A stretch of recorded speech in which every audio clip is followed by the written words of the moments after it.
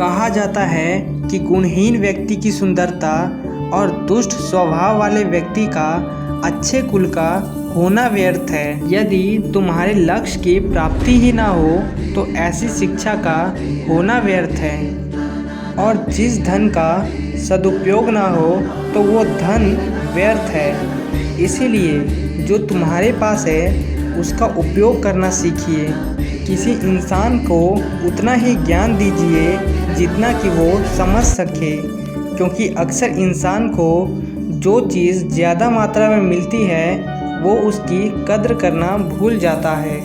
गलत दिशा में बढ़ रही भीड़ का हिस्सा बनने से बहुत अच्छा है कि आप सही दिशा में अकेले चलना शुरू कर दो। आप इंतज़ार मत करो कि वक्त बदलेगा, क्योंकि इंतज़ार करने से कुछ नहीं बदलता और मेहनती लोग अपने वक्त को अपनी मेहनत से बदलते हैं। जैसे कांटों से बचने का उपाय है कि आप जूते पहनने लगो, वैसे ही दुष्ट लोगों से बचने का उपाय है कि उनको उनकी नज़रों में ही इतना मेहनत करके गिरा दो कि वो आपको कुछ ना कर सके। कहा जाता है कि ज़िंदगी में ज़्यादा रिश्ते होना ज़रूरी नहीं है, पर उन रिश्तों में ज़िंदगी होना बहुत ज़रूरी है।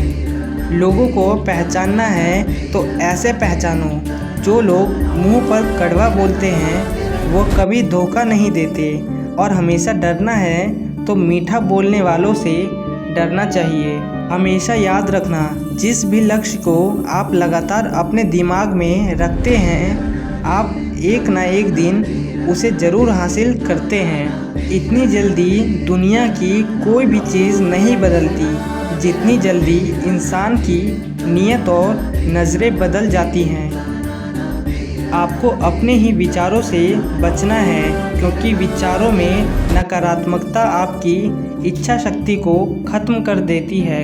जीवन में चुनौतियां हर किसी के हिस्से में नहीं आती, क्योंकि किस्मत भी किस्मत वालों को आजमाती है। एक बात याद रखना, हर ताज सिर के लिए होता है, लेकिन हर सिर ताज के लिए नहीं होता। उसको इसके लायक बनना पड़ता है। क्रोध अकेला आता है, लेकिन हमेशा हमारी सारी अच्छाइयाँ ले जाता है। और सब्र भी अकेला आता है, मगर हमें सारी अच्छाइयाँ दे जाता है।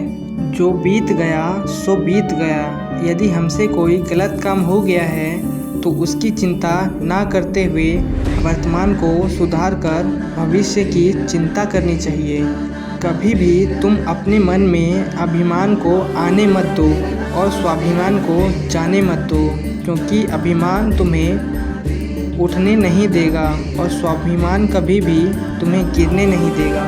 कोई हमारी गलतियां निकाले तो हमें खुश होना चाहिए, क्योंकि इस दुनिया में जो हमें पूरी तरह से दोष रहित बनाने के लिए अपना दिमाग और समय दे रहा है उसे उस इंसान का आदर करना चाहिए। और इसी के साथ मिलता हूँ अगली वीडियो में, तब तक के लिए इतना ही।